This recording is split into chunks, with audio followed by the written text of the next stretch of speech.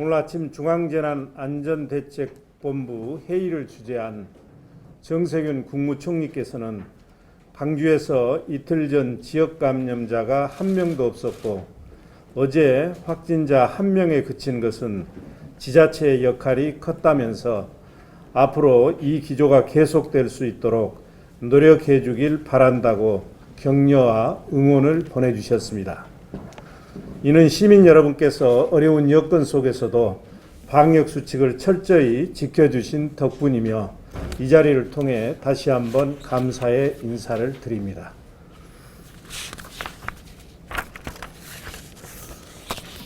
중앙재난안전대책본부 발표에 의하면 80세 이상 확진자의 경우 사망률이 25%에 이르러 4명 중 1명이 목숨을 잃습니다. 따라서 우리 시는 고령층의 감염이 확산되지 않도록 온갖 노력을 다하고 있습니다. 현재 입원 확진자 중 고령 어르신 4분이 중증으로 치료를 받고 있어 최선을 다하고 있지만 걱정이 많습니다. 한편 우리 시는 고령층의 감염 확산을 차단하기 위해 7월 7일부터 14일까지 요양원, 요양병원, 정신보건시설, 정신의료기관, 장애인 거주시설 등 고위험 사회복지시설과 의료기관 260개소에 대해 선제적으로 전수검사를 실시했습니다. 입소자 17,911명과 종사자 11,352명, 총 29,263명에 대한 전수조사를 실시한 결과 현재까지 24,985명 모두 음성이고 나머지 4,278명에 대한 검사 결과는 오늘 중 나올 예정입니다. 특히 이번 전수검사는 시와 자치구, 민간 의료진까지 협업하는 취합검사 기법을 도입해서 일주일 만에 3만여 건의 검사를 실시해 우리 시의 우수한 방역 역량을 확인하는 계기가 됐습니다. 어려운 여건 속에서도 헌신적으로 수고해 주신 의료진과 방역당국 관계자들 그리고 우리 시의 의료 인력을 파견해 준 중앙사고수습본부에 깊이 감사를 드립니다. 자가격리자 모니터링을 강화하고 무단 이틀 시 엄정 대응하겠습니다.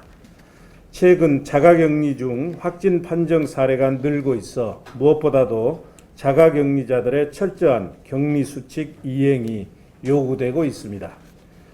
자가격리자들의 안일함과 방심이 상대방에게 돌이킬 수 없는 고통과 피해를 안겨주고 광주 공동체의 안전을 무너뜨리는 행위가 될 수 있기 때문입니다. 따라서 방역당국은 자가격리 무단 이탈에 대해서는 무관용 원칙에 따라 앞으로 더욱 엄정하게 대응할 것입니다. 광주에서 첫 확진자가 발생한 2월 3일 이후 지금까지 자가격리 무단 이탈 적발 사례로 총 13건이 고발 조치되었습니다. 이 중 8건이 감염병 예방법 위반 기소 의견으로 송치됐고 3건은 수사 중에 있습니다. 또한 우리 시는 자가격리자와 전담 공무원 배정 비율을 1:1 수준으로 유지하면서 자가격리자 안전보호앱 설치 등 체계적 관리 시스템을 강화하고 경찰과 합동점검을 수시로 진행하고 있습니다. 확진자와 자가격리자들의 생활 안정을 위한 긴급 생활비도 차질 없이 지원되고 있습니다. 우리 시는 오늘 현재 확진자와 자가격리자 606명에 대해 4억 2,900만 원의 생활비를 지급했습니다. 참고로 표에 나와 있습니다만 생활지원비는 올 기준으로 해서 확진자나 자가격리자가 1인일 경우에는 454만 4,900원, 2인일 경우에는 774만 4,700원, 3인일 경우에는 102,400원, 102,400원, 4인일 경우에는 123만 원, 5인 이상일 경우에는 145만 7,500원이 지급됩니다. 지원 대상은 확진자와 보건소로부터 자가격리 통지를 받은 사람 중 감염병 예방법에 의한 유급휴가 비용을 지원받지 않는 사람입니다. 지원 기준은 주민등록표상 가구원수를 기준으로 1회에 한하여 지급됩니다. 지원 접수는 격리 해제일 또는 퇴원일 이후 주민등록지 관할동에서 신청하면 됩니다. 단 격리 수칙을 위반한 사람에게는 생활비를 지급하지 않습니다. 현재로서는 마스크 착용만큼 강력한 백신은 없습니다. 사회적 거리두기 2단계가 7월 29일까지 2주간 더 연장되었습니다. 이틀째 확진자 1명 수준을 유지하고 있으나 한치 앞을 예측할 수 없는 긴장의 상황입니다. 지금의 확진자 감소 추세가 폭풍 전야의 고요인지 평온한 일상으로 이어질지는 우리 학위에 달려 있습니다. 방역당국과 시민 모두가 혼연일체가 되어 마스크 착용 등 방역수칙을 철저히 지켜야 합니다. 시민 여러분께서는 힘드시더라도 불효불급한 외출과 다중이용시설 방문 자제 등 고강도의 사회적 거리두기를 실천해 주시기 바랍니다. 총 누적수 170명이고 6월 27일부터 현재까지 137명이 되겠습니다. 다 135명에 대해서는 동선은 다 확인되었지만 아직 두 명 조사 중은 계속되고 있습니다. 연령대별 발생 현황 역시 60대가 가장 높습니다. 중등도별로는 어제 늦게부터 그 95세 환자, 전남대학에 계시는 95세 환자 한 분이 열이 계속 떨어지지 않아서 중증으로 지금 고유량의 산소를 받고 있고 람데시비를 치료를 받고 있습니다. 병상 현황입니다. 지금 어제 4명 더 추가로 퇴원하여서 현재는 총 병상수 167병상 중 잔여 병상 61병상입니다. 생활치료센터는 변함없이 7명입니다. 검사 현황은 44,000 누적 건수 44,333건 중 4,280건을 제외하고 39,916건 음성, 137건 양성입니다. 고위험 사회복지시설에 대한 전수검사는 완료되었습니다. 이것은 당초 계획보다 5개소가 더 많이 되어서 103% 초과 달성하였습니다. 그리고 오늘 제가 이거 전파 관계도는 오늘 질병관리본부에서 대전과 광주와의 관계를 표시하면서 2시에 기해서 광주의 방문 판매 관련 집단 발생 전파도를 이 그룹별로 제시한 그림입니다. 그래서 아마 오늘은 질병관리본부 차원에서 우리 광주의 방문 집단 발생 현황에 대한 그 그림을 설명을 아마 할 겁니다. 지금 이 시간에 하고 있을 것 같은데요. 저희가 지난번에 그 기자님들께서 질문하셨던 N차 감염을 질문하셨을 때 저희가 말씀드렸던 거하고 큰 차이는 없습니다. 다만 여기에 여기는 그 확진자 그 날짜별로 구별이 되어 있습니다. 그래서 대전 방문 판매하고 만난 시점을 6월 21일경 이게 만나고 나서 증상이 발현한 시점으로 6월 20일로 보고 저희 주요 핵심 그 감염원을 금양 오피스텔을 중심으로 한 방문 판매로 보았고요. 마찬가지로 그 사찰에서 이거는 이제 확진자가 나타난 시점이기 때문에 사찰에서 가장 먼저 증상이 나타났고 사찰에서 교회 쪽으로 그다음에 이제 직장으로 퍼져나갔다는 것이고요. 그다음에 또 하나는 교회 우리 사랑교회를 하죠. 광주 사랑교회에서 요양시설 2군데로 빠져나가고 다중이용시설 사우나를 통해서 고시원으로 뻗어나간 단계 하나. 그다음에 또 하나는 제주 여행을 통해서 이 제주 여행의 가족을 통한 다중이용 시설 또 우리 배드민턴 그 팀으로 연결되는 것입니다. 여기에서는 직장 하나를 더 표시했는데 이건 전남에 있는 지난번 영암 그 면 직원이 이제 여기에 포함되겠습니다. 그래서 그 질병관리본부 차원에서도 대전 방판과 그다음에 광주의 금양 오피스텔을 중심으로 한 방판이 연결고리가 돼서 여러 단계의 노출을 거쳐서 집단 감염이 발생한 걸로 결론을 내려주셨습니다. 그다음에 저희 오시기 전에 기자 사전 질문 답변 드리겠는데요. 먼저 161번과 168번에 대한 그 동선, 그리고 또 그 증상의 유무에 따라 퇴원의 차이, 뭐 이런 부분들 몇 가지 질문 주셨는데, 먼저 우리 유소연 감염병 관리 지원 단장님께서 먼저 답변해 주시겠습니다.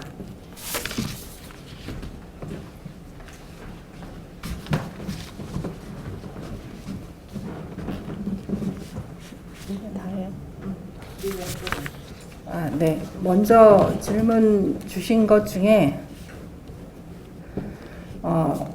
어제 오늘 동선들 보시고 방역계획 잡겠다고 하셨는데 동선 등 유의미한 내용이 있었는지, 특히 161번하고 168번에 대한 부분입니다. 크게 특별하게 변화한 상황은 없습니다. 이분들이 움직이셨던 부분에 대한 위치 정보를 확인한 동선상에서도 환자분들이 직접 진술하신 거하고 큰 차이가 없고, 그러한 동선이 기존의 광주 내에서의 확진자 발생 동선하고 겹치지 않는 부분이라서 이 부분, 그 동선상에서의 노출 부분은 아직은 확인되고 있지 않습니다. 다만 하나 이제 염려했던 부분에서 좀 나아졌다라고 하는 부분은, 확진되신 분들이 감염력을 가지고 있는 기간 내에 혹시나 추가적인 환자의 전파를 발생하지는 않을까라고 하는 부분에서 이분들의 접촉자에 대한 관리를 하고 있는 상황이고, 그분들을 통해서의 추가 확진자의 발생은 아직은 일어나고 있지 않다라고 하는 부분이고요.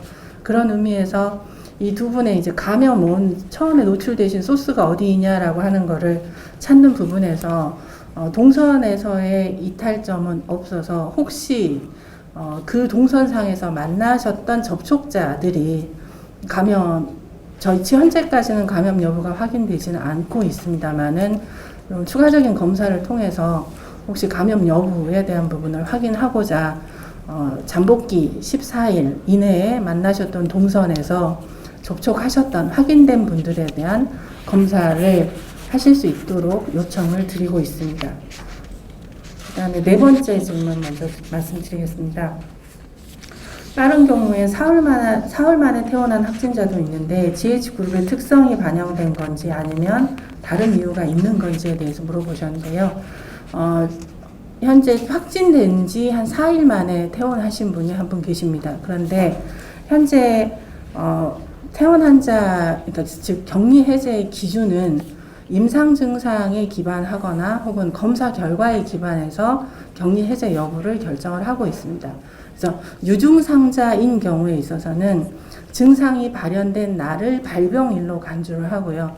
그로부터 10일 정도 지난 상태에서 임상 증상이 호전되어서 다른 해열제나 다른 의학적인 처치 없이 증상이 없는 경우, 이런 경우에 충분히 감염력이 없어졌다고 간주하고 임상의사의 소견에 따라서 격리 해제 여부를 결정을 하고 있습니다. 혹은 검사 여부에 따라서 24시간 이상 연속 음성으로 나온 경우에, 증상이 있으신 분의 경우에 있어서도 이런 경우에 격리 해제를 진행하고 있습니다. 하지만 기간이라고 하는 부분은 유증상자인 경우는 발병일을 기준으로 해서 10일 혹은 7일 정도의 기간을 잡고 있고요. 무증상자의 경우에 있어서는 확진일로부터 시작해서 10일 동안의 임상 증상이 발현이 되지 않는지, 혹은 7일부터 시작해서 검사를 시작하고 음성으로 나온 경우에 24시간 간격으로 연속 2번의 음성이 나온 경우에 격리 해제를 하고 있습니다. 그래서 일찍 퇴원하신 분 같은 경우는 증상 발현인이 앞서 있었고 증상이 입원 치료 중에 소실이 되고 감염력이 없다고 간주를 했기 때문에 한 선생님의 소견에 따라서 격리 해제가 이루어진 것으로 알고 있습니다. 다섯 번째 질문으로, 퇴원한 환자는 바이러스가 전혀 검출되지 않은 건지 소량이어서 감염력이 없다고 판단한 건지입니다. 가장 기본적인 거는 감염력이 없다라고 판단하였기 때문입니다. 지금까지 알려진 것에 의하면 증상이 발현이 유증상자인 경우에는 증상 발현 이틀 전부터 시작해서 7일에서 10일 정도가 감염력을 가지고 있고요. 최소한 11일이 지난 이후에는 감염력이 없어졌다라고, 감염이 약하다고 판단을 하고 있습니다. 그래서 그런 상황을 기준으로 해서 임상 증상을 고려해서 소견 격리 해제 여부에 대한 결정을 하고 있습니다. 그래서 충분히 감염력이 없어졌다라고 하는 부분을 판단하고 격리 해제를 하고 있다라는 걸 말씀을 드립니다. 확진 과정에서 증상 유무가 치료나 퇴원과 상관관계가 있는지, 특히 무증상 확진자의 경우에 있어서 쉽게 낫고 퇴원하는 것인지입니다. 퇴원하고는 상관이 없습니다. 치료의 경우는 현재 코로나19는 유증상, 증상에 따른 대증요법을 진행하고 있기 때문에 증상이 없으신 경우는 특별한 의학적 처치는 하고 있지는 않죠. 그냥 관찰을 하고 있는 경우이고, 퇴원이라고 하는 거는 특히 무증상자인 경우에는 확진일로부터 10일이 지난 상황에서 증상 발현이 끝까지 없거나 혹은 7일이 지난 이후에 검사를 시행해서 24시간 간격으로 2번의 음성이 나와야지만이 퇴원이 결정이 됩니다. 그러니까 최소한 9일에서 10일 이상의 시간이 경과가 되어야지만이 퇴원이 일어날 수 있기 때문에 증상 여부하고 퇴원 자체하고는 상관은 없습니다. 이상입니다. 했을 때 과거에는 모두가 검진 기준, 검사 실적 기준으로 했었는데 그걸 좀 더 중시했었는데요. 지금은 임상 기준과 검사 기준 둘 중에 의사의 판단에 의해서 진행되고 있기 때문에 충분하게 감염력이 없다는 것을 의사 선생님들이 판단하에서 퇴원이 이루어지고 있다는 것 다시 한번 말씀드립니다. 두 번째, 복지시설에 대한 전수검사 결과와 앞으로의 계획에 대해서 물으셨습니다. 저희들이 이제 복지시설 전수검사는 완료를 했습니다. 어제까지. 근데 검사 결과가 오늘 오후쯤 나오기 때문에 전원 음성으로 확인될 경우, 지금 저희가 이번에 실시했었던 검사의 시설들은 시장님의 브리핑에서도 있으셨지만 그 고위험군들입니다. 연세가 많으시거나 아니면 그 면역력이 좀 떨어지신 분들이 수용되어 있는 요양시설이나 아니면 병원들을 중심으로 했거든요. 그래서 전체 지금 현재는 뭐 일일 모니터링 같은 거는 계속 이루어지고 있는데 추후에 저희들이 결과를 확인한 다음에 혹시라도 양성이 나온다면 거기에 따른 조치, 전원 음성으로 나왔을 때는 기존의 시스템을 더 강화하는 방안에 대해서 내일 추가로 별도 말씀드리겠습니다. 세 번째, 확진자 이동 동선에 인접 시군 방문 이력이 있는데 타시도 방문으로만 표기하는 이유는, 이에 대해 불만도 적지 않은데 공개 의향이 있는지를 물으셨습니다. 지금 이동 동선 같은 경우에는 지금 그 주소지 중심으로 행정관리 구역별로 관리를 하고 있거든요. 그래서 저희가 만약에 우리의 확진자가 동선이 전남을 다녀왔다, 그러면 저희가 타시도 동선이라고 표시를 하고요. 실제 그 세부 동선은 그 전남에 있는 그 지역에서 관리를 합니다. 왜냐하면 또 그것에 대한 판단은 또 그 지역에서 이루어져야 되고, 저희들이 이제 타시도 동선 같은 경우 반드시 동시에 실시간으로 저희가 그건 공유를 합니다. 그래서 우리 지역에 광주에서 있는 역학조사팀과 전남에 있는 역학조사팀, 또 전북 필요하면 전북까지 호남권까지 묶어서 매일매일 질병관리본부하고 저녁마다 컨퍼런스를 통해서 공유를 하고 있거든요. 그래서 그 공개가 거의 처음에 기초조사 자료를 전남북이 공유하고 있기 때문에 그 공유된 내용들이 거의 실시간으로 올라갑니다. 그래서 타 지역 동선은 각자의 지역에서 중심으로 알리는 걸로 원칙이 있기 때문에 그 부분은 양해해 주시기를 부탁드립니다. 이상입니다.